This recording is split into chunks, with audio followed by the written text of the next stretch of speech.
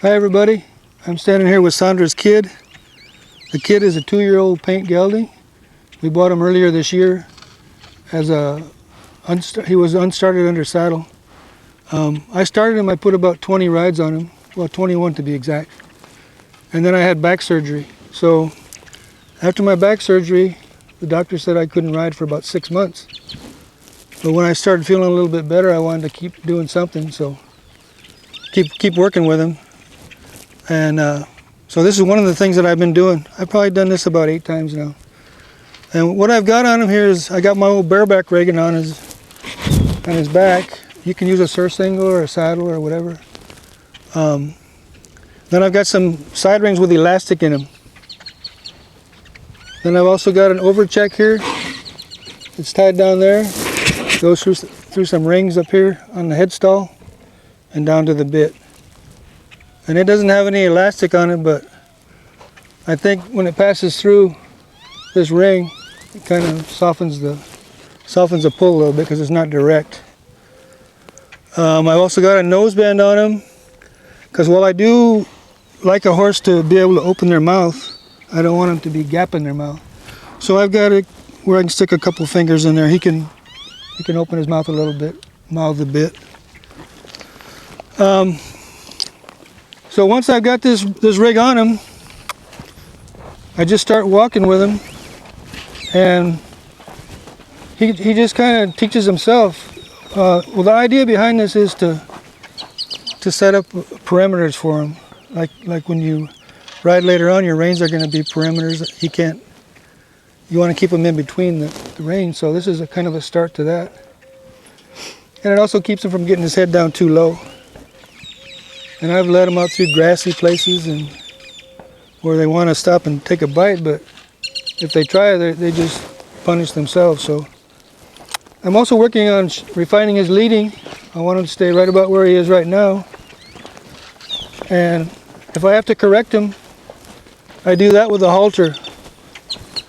I want him to stay right where he's at, no matter if I speed up or slow down, stop, back up.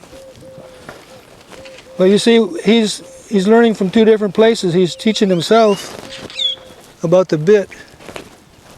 I'm not touching the bit. Like I said, if I have to correct him, I do it with my halter, or if I need to make him go faster, I'll do it with my tapper. And then once my back started feeling a little bit better, I got where I even jogged him a little bit. So this kind of, he's learning a little bit about transition from a walk to a trot to a walk, stop, back up. So he's learning to keep something of a frame, somewhat of a frame, as he's doing these transitions. And I might walk a ways, just straight lines or circles or whatever. Then I might do some exercises that he's been introduced to before, but not since I put these reins on him. So let's turn him on his hindquarters. And again, he's kind of working within a perimeters. Then we'll just keep walking. He's kind of thinking about playing around a little bit. He's pretty fresh. Then I might do a leg yield on him.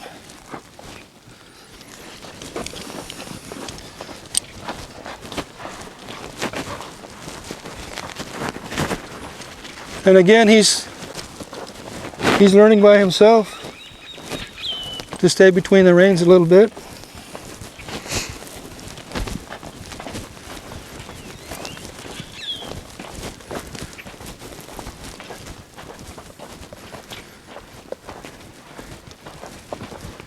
Then we might do a turn on the front end.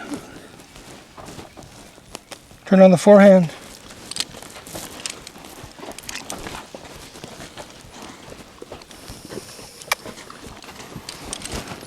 And then walk out again.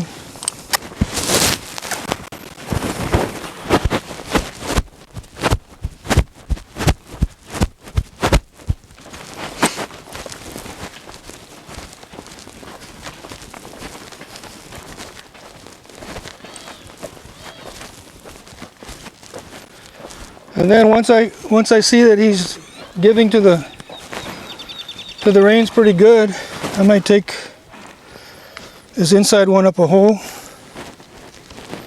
and I'll just lunge him a little bit.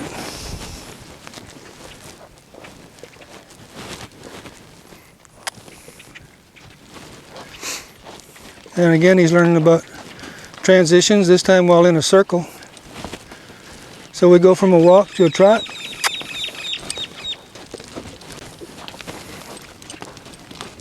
And then go up to a lope.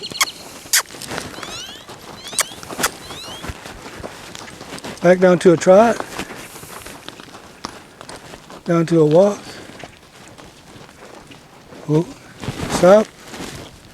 And back up. And he's doing all that by himself, the bit part of it anyway. And one thing I like to do too is I like to introduce a horse to giving their lower jaw. So I like to start it now. You see what he's doing right there? He mouthed it. That's exactly what I want. I want, when he feels pressure, that he mouths it slightly. You can see right there. He's kind of overdoing it right now. And if one thing you want to be aware of, you see how he's kind of pushing on the bit right now? You want to be aware of that and don't let him do that. And that goes for when you're riding too. They need to be taught not to do that. So if he does push while I'm doing this exercise, I'll pull up. If he's still not giving to me, I might even bump him on the chin a little bit, get him up. And then I get the flexion of the jaw, lower jaw. Right at the end he pushed down again.